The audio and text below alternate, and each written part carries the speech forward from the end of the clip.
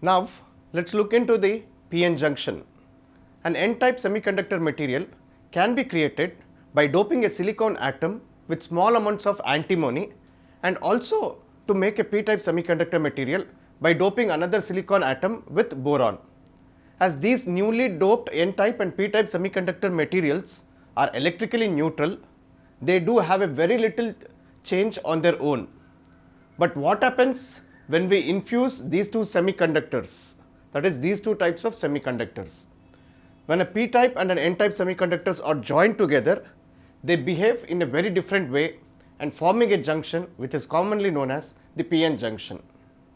When a p-type semiconductor comes in contact with an n-type semiconductor, free electrons on the n-type semiconductor which is nearer to the junction first migrate to the p-type semiconductor due to diffusion, because the concentration of free electrons is much more in the n-type region than that of the p-type region.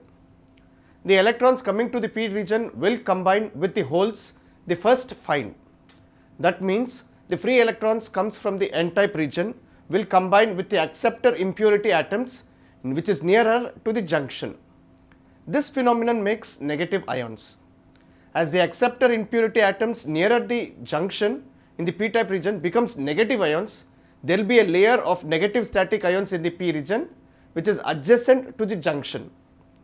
It is obvious that the free electrons in the n-type region will migrate first to the p-type region than the free electrons in the n-type region which is away from the junction. This makes a layer of static positive ions in the n-type region which is adjacent to the junction.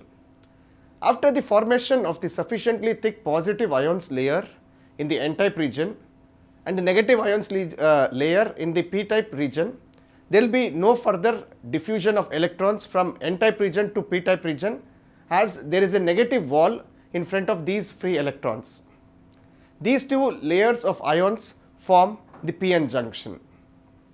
As one layer is negatively charged and the other one is positively charged, there will be an electrical potential across the junction, and the junction behaves like a potential barrier. The barrier potential depends on the semiconductor material. It also depends on the amount of doping and the temperature.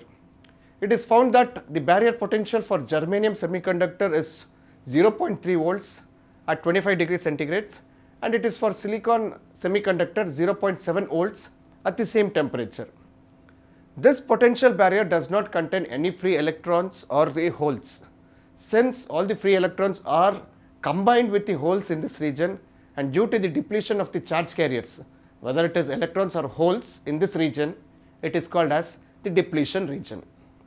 Although diffusion of free electrons and holes stop after the creation of certain thick depletion layer, but practically this thickness of the depletion layer is very tiny, which is in the range of micrometers. Let's look into what is a diffusion current.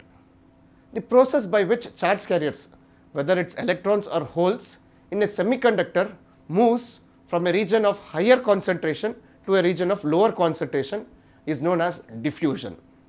The region in which more number of electrons is present is called as the higher concentration region, and the region in which less number of electrons is present is called as the lower concentration region. The current produced due to the motion of charge carriers from a region of higher concentration to a region of lower concentration is known as the diffusion current. Diffusion process occurs in a semiconductor that is non-uniformly doped. Let's see what is a drift current is. The flow of charge carriers which is due to the applied voltage or the electric field is called as the drift current.